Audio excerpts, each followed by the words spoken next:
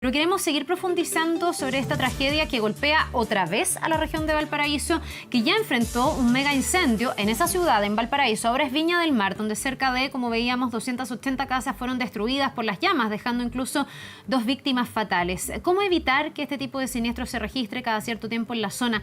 ¿Qué se ha aprendido? ¿Qué se puede prevenir y qué no? Bueno, estamos junto a Catherine Campos, ya la vemos ahí, investigadora del Centro de Investigación para la Gestión Integrada del Riesgo de Desastres. Muchísimas gracias, Catherine, por estar con nosotros y bienvenida. Hola, buenos días, Carla. Muchas gracias por el contacto. A ver, lo primero que uno se pregunta es si esto ya pasó en Valparaíso, con consecuencias que ahí fueron incluso peores. Estamos hablando de 12.000 damnificados, miles de viviendas afectadas y dañadas en su totalidad. Si había algo que se pudiera hacer para evitar o aminorar el riesgo de un incendio como este, o la verdad es que estamos en un pie forzado, porque estamos en cambio climático, como dijo el presidente, sobre un polvorín y con una topografía que además es bien compleja.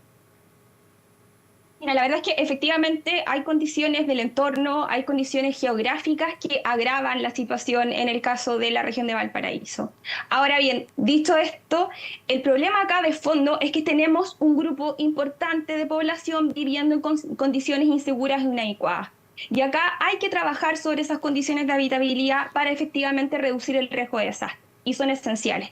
Y cuando digo condiciones inseguras o inadecuadas, esto responde a materialidad de la vivienda, ¿ya? Conexión a servicios básicos, condiciones finalmente como de habitabilidad y elementos del entorno, ¿ya? Que tiene que ver con la localización y con la accesibilidad, ¿cierto?, a estos terrenos. Esto se ve agravado, ¿cierto?, con procesos de autoconstrucción que se dan, ojo que el proceso de autoconstrucción no se da solo en campamentos, también se da en lo que se llama la, entre comillas, ciudad formal, ¿no?, que son las personas que tienen un título de dominio. Y a veces esas autoconstrucciones no cumplen los estándares técnicos, ¿cierto?, tanto por la materialidad como tanto por la conexión a servicios básicos, y todo eso crea un caldo de cultivo, ¿cierto?, para poder, para que una amenaza de menor envergadura termine efectivamente transformándose en un desastre.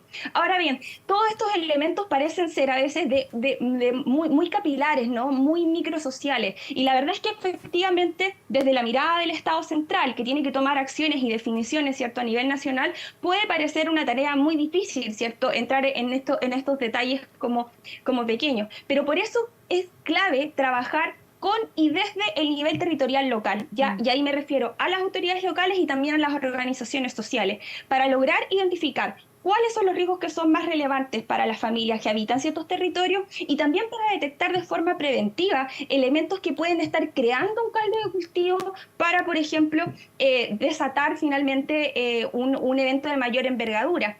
Pensemos, por ejemplo, en el caso de las familias que mencionaban constantemente la acumulación de basura en quebradas, la acumulación de neumáticos, que eso excede un poco incluso a veces a lo que los vecinos de manera organizada pueden hacer. Ahí necesitan la acción también y coordinación con otras autoridades.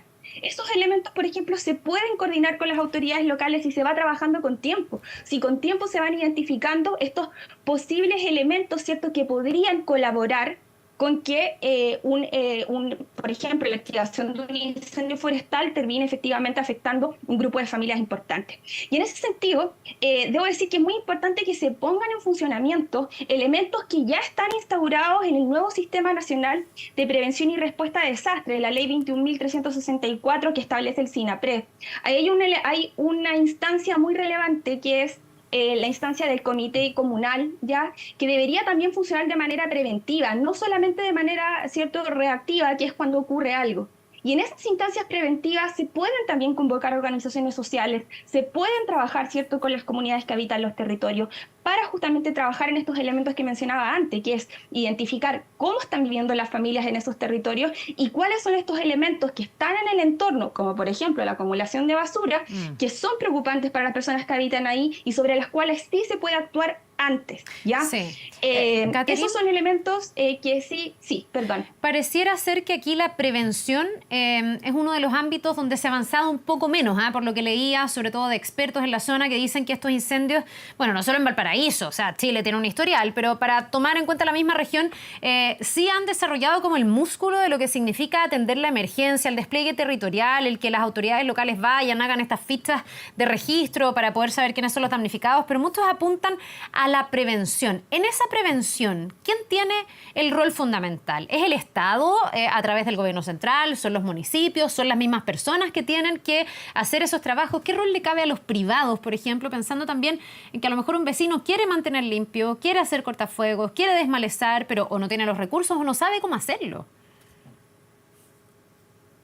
Por eso antes estaba señalando justamente la importancia de esta nueva institucionalidad que ya debería estar en operación. La ley se aprobó el año pasado y hoy día ya deberíamos tener operando estos diversos comités, ¿ya? Donde de alguna manera podríamos estar convocando a actores de la sociedad civil, como por ejemplo las organizaciones sociales, como por ejemplo la empresa privada, y poder trabajar en conjunto en planes de prevención que respondan a las necesidades territoriales. Como digo, estas necesidades territoriales pueden ser a veces muy complejas de mirar de parte del Estado como gran estructura, ¿no?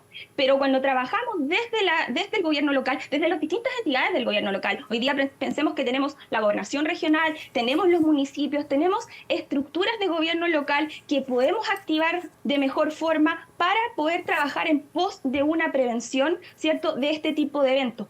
Ya sabemos que acá en Valparaíso y en Viña del Mar, y bueno, y la región de Valparaíso en general, porque en el informe que realizamos nosotros en colaboración con Techo, ya habíamos identificado que de los 225 campamentos, por ejemplo, que existían en la región con datos del 2021, 182 campamentos estaban expuestos al riesgo de incendio. Entonces, hay datos, hay información, ya hay una experiencia también de eventos anteriores. Por lo tanto, hoy día, efectivamente, el tema está en cómo trabajamos en la prevención. Y la prevención no se puede trabajar desde arriba. Ya hay que trabajarla, como se le dice a veces, desde abajo. Hay que trabajarla con las personas que habitan en el territorio. Las estrategias que pueden desarrollar las personas de despejar su casa, ¿cierto?, de material incendiable, inflamable, despejar la basura, por supuesto que colaboran con la prevención y con la reducción del riesgo de desastre, ya en este caso con el tema del incendio. Pero también hay temas que pasan en el entorno, ¿no? Donde ya necesitamos otro tipo de inversión, otro tipo, ¿cierto?, de colaboraciones que efectivamente permita, por ejemplo, retirar esos neumáticos que escuchaba yo una vecina que mencionaba. Decía, nosotros veíamos los neumáticos en el fondo de la quebrada, pero no podían acceder ahí, y era algo que ellos ya, como habitantes de ese territorio, habían identificado. Aquí se da un proceso bien complejo, donde yo creo que para las autoridades debe ser como un zapato chino en el fondo, porque aquí muchas de las historias que conocimos tenían que ver con familias que partieron teniendo un terreno irregular. Muchos o ya se habían regularizado o estaban en vías de regularizarse, pero da la sensación de que aquí, claro, el ideal sería que nadie viva en zonas de riesgo, pero hay un pie forzado que tiene que ver con los recursos. Si tú no tienes los recursos, no tienes la libertad para elegir dónde vivir. A todos nos gustaría que todos viviéramos en lugares seguros, pero aquí lamentablemente no están los recursos muchas veces para optar por condiciones más seguras. Y para el gobierno de turno, para el Estado, es complejo, porque estos lugares, con esta forma de ir desarrollándose, muchas veces no cuentan con los servicios. Aquí hay una falta de agua, por ejemplo, que es evidente, de cañerías, de alcantarillados, que dificultan las cosas. ¿Qué hace ahí el Estado? Porque también cuando es irregular, proveer de servicios es como, de alguna manera, validar, ¿no?, esta situación. Y por otro lado, otros dirán, bueno, es un pie forzado, hay que regular y hay que tener más servicios. Mira, la verdad es que acá la realidad, uno es lo que a uno le gusta, una cosa es lo que a uno le gustaría que pasara y otra cosa es lo que está pasando hoy día. La realidad hoy es que tenemos, hablando específicamente de la región de Valparaíso, es que tenemos un grupo importante de familias viviendo en zona de interfaz. Grupos de familias que están en campamentos, grupos de familias que están en vías de regularización o que incluso están con título de dominio sin servicios básicos, ¿ya? Entonces, la realidad, ¿cómo trabajamos sobre esa realidad? Es lo que tenemos que empezar a pensar hoy día. Y uno de esos elementos tiene que ver con, por un lado, trabajar en torno al déficit cuantitativo, que es algo que el gobierno hoy día está haciendo con el plan de emergencia habitacional, pero al mismo tiempo hay que trabajar sobre el déficit cualitativo de vivienda.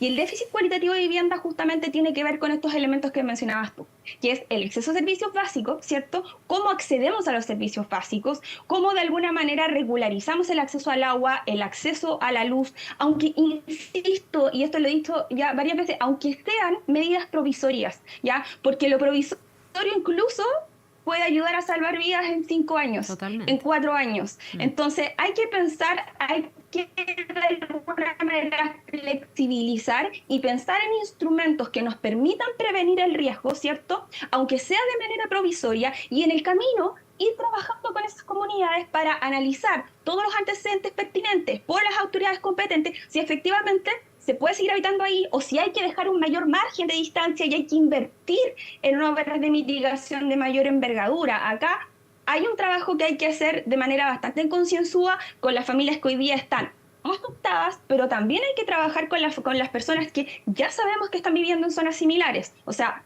ayer ya teníamos un problema en Chihuayante, ¿cierto?, en la región del Biobío. O sea, tenemos situaciones en otras partes del país también que presentan condiciones bastante similares sobre las cuales deberíamos estar trabajando. Catherine, y esto deberíamos, lo que sería bueno, lo que todos debiésemos empujar, es algo que no se está haciendo, es algo que se hace pero se queda corto, falta aún más convicción, falta que esto sea más estructural y supere al gobierno de turno, porque no es primera vez, insisto, ha habido incendios y el incendio de Valparaíso, que es ahí al lado, demostró varias cosas similares a este incendio. Entonces uno dice, ¿no se hizo nada? ¿O lo que se hizo no fue suficiente? Porque además lo que hay que hacer es un desafío grande también.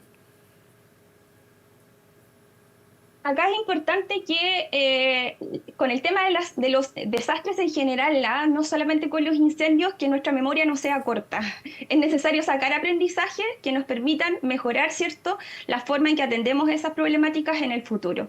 Y acá, en relación al tema de la habitabilidad, hay un tema que en realidad es lo que yo investigo, que el tema de la situación habitacional, las condiciones bajo las cuales las personas viven, se ha mirado siempre como un tema de política pública separada de lo que son las políticas públicas del riesgo de desastre, de gestión del riesgo de desastre. Entonces, acá tenemos que entender que la gestión del riesgo de desastre no es algo que solo le compete a la que hoy día es la ONEMI, o lo que, ¿cierto?, está en proceso de transformación.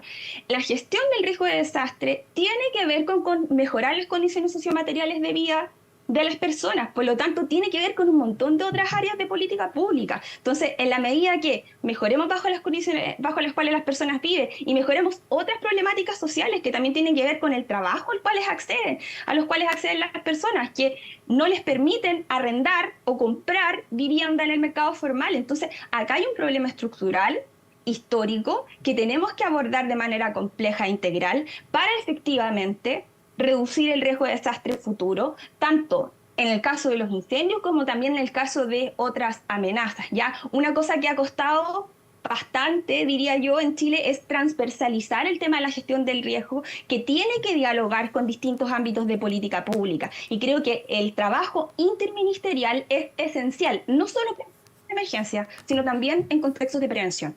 Ya, súper importante este tema. Ojalá que todo lo que se pueda aprender y mejorar se haga a partir de tragedias como estas. No sé si se pueden evitar, pero al menos reducir las posibilidades de volver a tener incendios de esta envergadura. Catherine Campos, investigadora del Centro de Investigación para la Gestión Integrada del Riesgo de Desastres, muchísimas gracias por esta entrevista. Que tengas un muy buen día.